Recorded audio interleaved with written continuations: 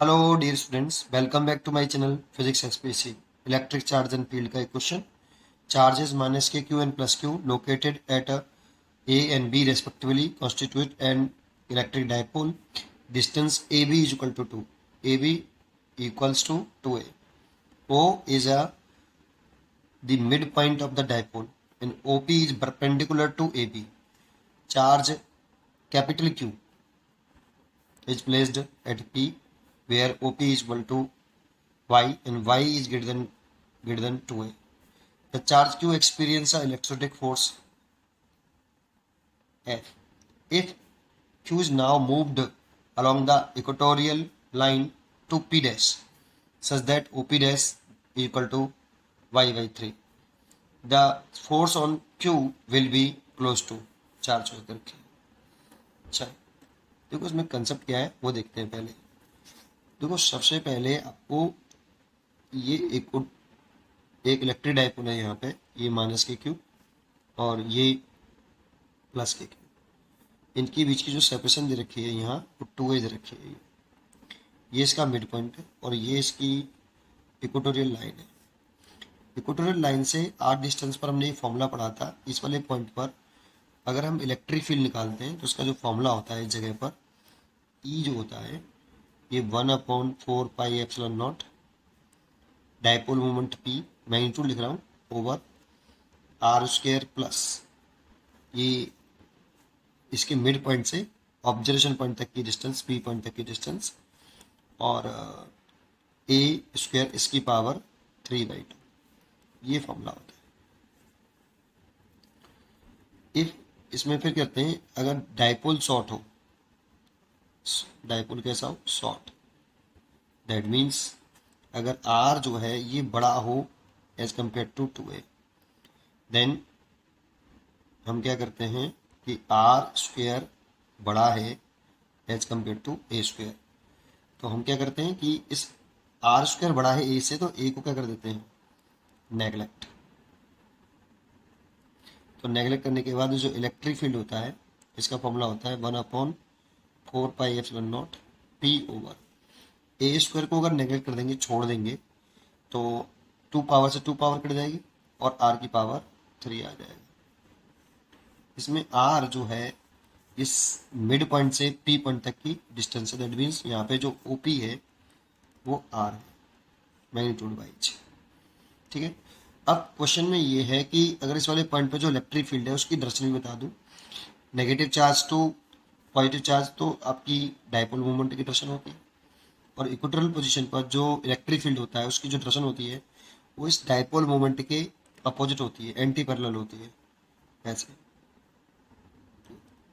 अगर इस जगह पर एक चार्ज रख दें, अगर रख दें इस इलेक्ट्रिक फील्ड में पी पॉइंट पर ये इलेक्ट्रिक फील्ड है, अगर इस जगह पे एक चार्ज प्लेस कर दिया जाए तो हम जानते हैं कि अगर पी पॉइंट पर एक चार्ज प्लेस कर दें तो इस इलेक्ट्रिक फील्ड में चार्ज रखा है तो इलेक्ट्रिक फोर्स या इलेक्ट्रोस्टैटिक्स फोर्स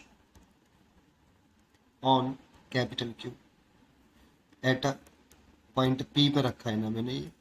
तो पी पॉइंट का जो इलेक्ट्रिक फील्ड है वो कितना है ई और वहाँ पे एक चार्ज प्लेस करते हैं तो फॉर्मूला होता है एफ बराबर इलेक्ट्रोस्टैटिक फोर्स होता है ये चार्ज इनटू इलेक्ट्रिक फील्ड. तो यहाँ पर E की वैल्यू पुट कर दें तो Q इंटू ई की वैल्यू है 1/4πε0 P ओवर आर क्यू.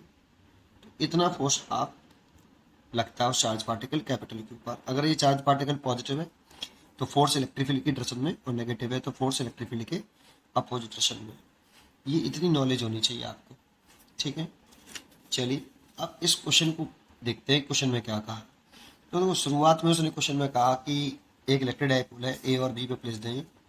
तो फर्स्ट केस इसका क्या है. इसका फर्स्ट केस है एक इलेक्ट्रिक डाइपोल है ऐसे,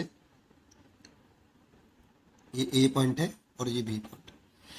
ये इक्वेटोरियल पोजीशन है बेटा. ये ओ पॉइंट है, एक पॉइंट है पी और यहाँ पे जो ओपी है ना ये वाई है. ओपी डिस्टेंस जो है वाई है. तो देखो मैंने ओपी कितना माना था यहाँ आर, इसने ओपी कितना माना है वाई. तो इसीलिए इस पॉइंट पर और ये सेपरेशन तो मैंने भी 2a मानी है और इसने भी 2a मानी, तो इस वाले पॉइंट पर पी पॉइंट पर जो इलेक्ट्रिक फील्ड होगा ई, या चलो डायरेक्ट फोर्स का फॉर्मूला लिख दूँ, नहीं चलो करके दिखाता हूँ। ई की वैल्यू लिखता हूँ तो क्या लिखता हूँ, 1/4πε0 पी ओवर, और आर की जगह पे मैंने ओ पी आर माना था, इसने ओ पी वाई माना है बेटा ये, इसलिए आर की जगह पर आप वाई लिखना, तो वाई का स्क्वायर प्लस ए का स्क्वायर इसकी पावर 3/2।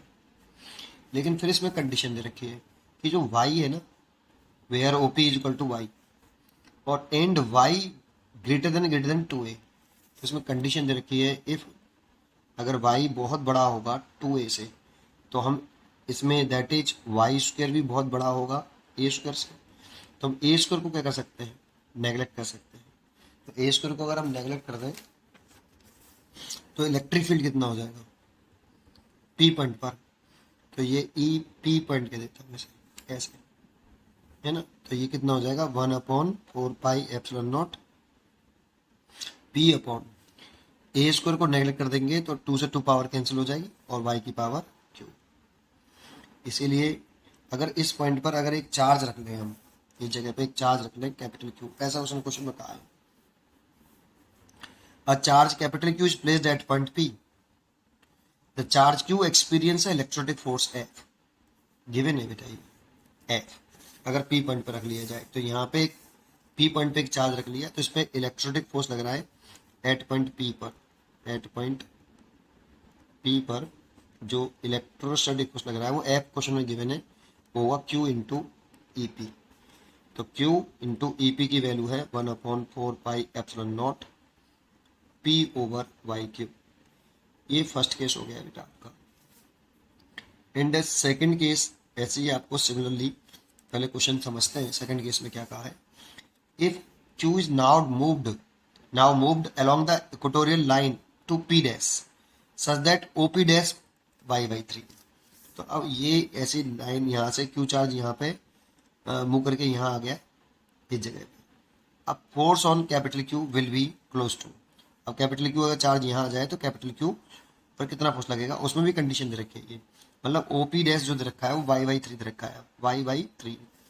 तो देखो सेकंड केस में उसने कहा है कि डायपोल तो ऐसे ही है, ये माइनस के क्यू है, ये प्लस के क्यू है और ये सेपरेशन 2a है, तो जो डायपोल मोमेंट होगा उसकी वैल्यू तो फिक्स है, पिक पी, क्योंकि डायपोल चार्जेस बदले नहीं, सेपरेशन बदले नहीं, लेकिन जो ये वाली सेपरेशन है मिड पॉइंट से ये वाला पी डैश, ये सेपरेशन उसने y/3 कर दी है बेटा, ये वाली, मतलब जो ओपी डैश है उसकी वैल्यू उसने y/3 कर ली है।